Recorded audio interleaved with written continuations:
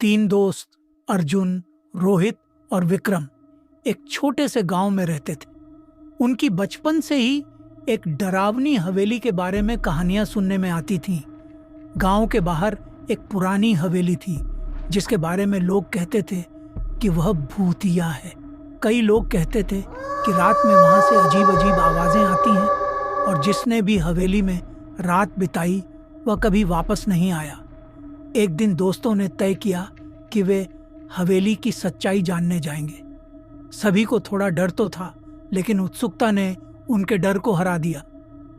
रात के समय तीनों दोस्त टॉर्च और कुछ खाने पीने का सामान लेकर हवेली की ओर निकल पड़े। जब वे हवेली पहुंचे तो हवेली का माहौल बहुत भयानक था। हवेली के दरवाजे पर जंग लगी हुई थी और खिड़कियां टूटी हुई थीं। अंदर घना अंधेरा था। उन्होंने हिम्मत करके दरवाजा खोला और अंदर प्रवेश किया। हवेली के अंदर चारों तरफ धूल और मकड़ियों के जाले थी। अचानक एक खिड़की से तेज हवा चली और एक दरवाजा अपने आप बंद हो गया।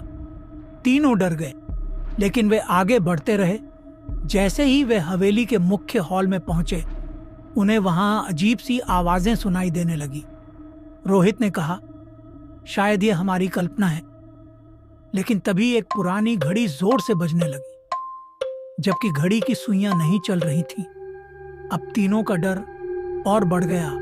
तभी अर्जुन ने देखा कि एक साया धीरे धीरे उनके पास आ रहा है। तीनों घबराकर भागने लगे, लेकिन हवेली के दरवाजे बंद हो चुके। अचानक साये ने जोर से चिल्लाकर कहा, कौन हो तुम लोग? यहां से चले जाओ। तीनों दोस्तों की चीख निकल गई और वे इधर उधर भागने लगे। कुछ देर बाद दरवाजा अपने आप खुल गया और वे तेजी से बाहर निकलकर भागे।